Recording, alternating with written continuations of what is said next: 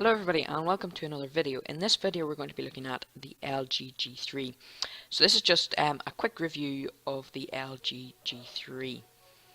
So I suppose to look at the LG G3 properly we need to look at its predecessor and that's the LG G2.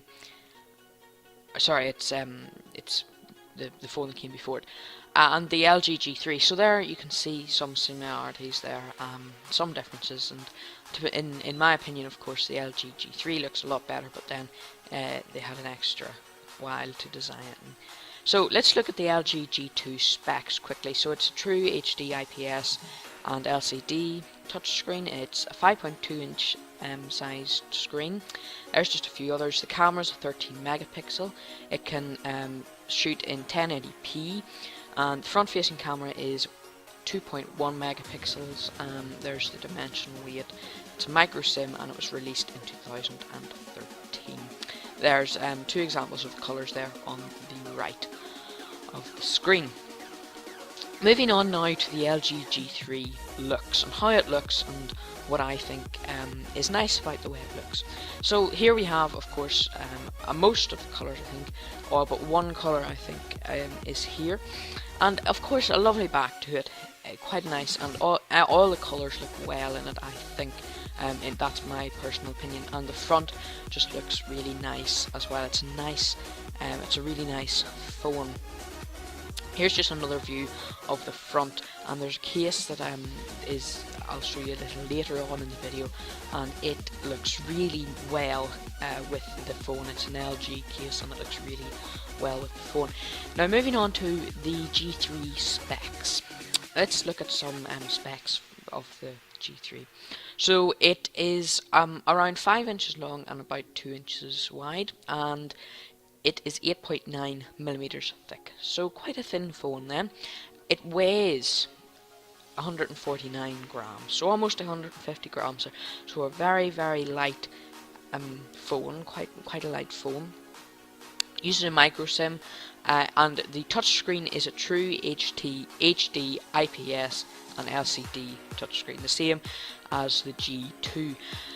Now it has a 5.5 inch touchscreen, which is the same as the iPhone 6 Plus. So a nice big touchscreen there, and a few other phones have that size. Now the pixel density is high, which is really good, and it means that there's great sharp images on it. It's 538 pixel per inch pixel density, so very good. It comes with Android OS KitKat, so that's version 4.4.2. It is upgradable to Lollipop and future versions of the Android OS. It has a quad-core 2.5 processor. There is a card slot in this. Now, unlike the G2, the iPhone 6 Plus, the iPhone 6, most of the iPhones, to be honest, a lot of phones, they don't come with card slots, external card slots. Now, a card slot is really good. It's quite good because it gives you that extra bit of storage, so you can store up to 128 gigabytes of storage external. That would be a micro SD. The internal is a 16 gigabyte and a 32 gigabyte, and the 16 comes with 2 gig of RAM, and the 32 comes with 3 gig. I believe also you can get an 8 gigabyte version. The camera is a 13 megapixel camera. It has a laser autofocus, which means it stays really in focus and you get really good crisp images. It also has optical image stabilization and a dual LED flash, a dual tone flash on it. It can video in 4K, which is good, and you have your optical stabilization and video in HDR as well. Front-facing camera is 2.1 megapixel. There's many sensors on it: the accelerometer, a gyro, proximity, a compass. There's many other sensors on it.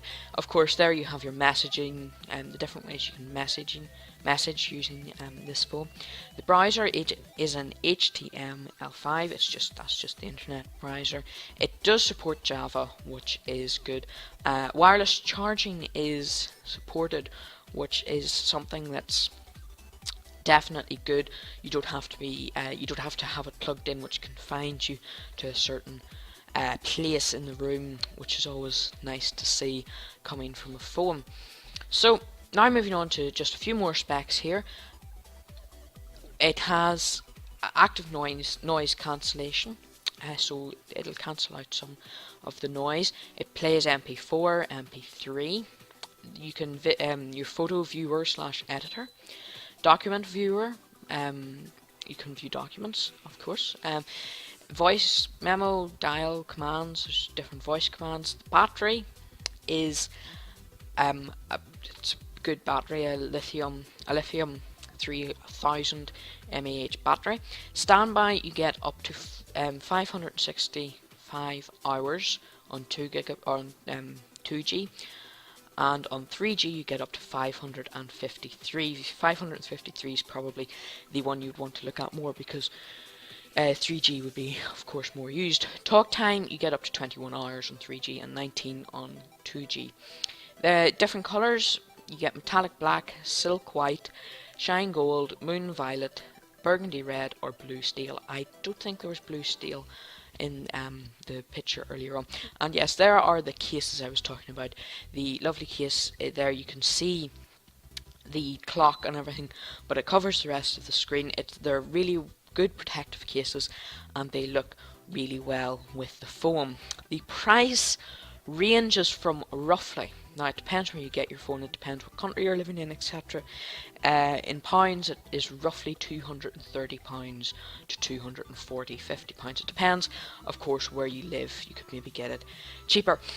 We're just going to quickly take a look at a possible LG G4. Now, I'm not actually at the moment going to do a video on the LG G4, but here's some possible images of the LG G4, and they're always a possibility. We can never rule anything out, but this looks really nice, I think, and for another LG G4, and it would certainly suit the way that LG have been going with their phones, making them look nicer, a bit slimmer, and of course keeping that metallic back and that sort of curved top and bottom, which just makes it look really, really nice.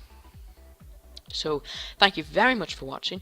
Please make sure to leave a like, subscribe, comment, and etc. Thank you very much for watching, and goodbye.